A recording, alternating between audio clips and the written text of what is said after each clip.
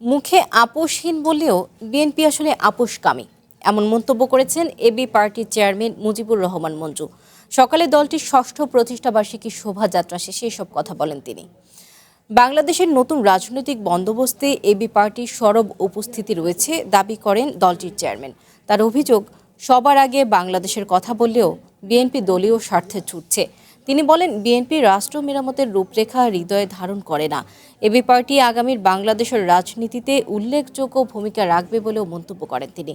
এর আগে প্রতিষ্ঠাবার্ষিকী উপলক্ষে বিজয়নগর থেকে কাকরাইল পর্যন্ত শোভাযাত্রা করে দলটির নেতাকর্মীরা। ভবিষ্যৎ হোক নিরাপদ, বিনিয়োগ হোক বিশ্বস্ত, আর আমার পছন্দ সল্ট বে।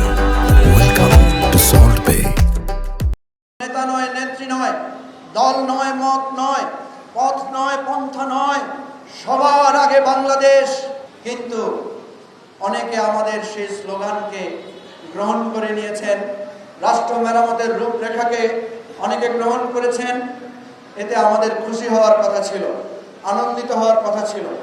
দুর্ভাগ্যজনকভাবে আমরা দেখছি যারা এই স্লোগানগুলোকে ধারণ করেছেন তারা আসলে হৃদয় দিয়ে ধারণ করেন নাই, যার কারণে আজকে সবার আগে বাংলাদেশের জায়গায় আমরা দেখছি সবার আগে দলীয় স্বার্থ।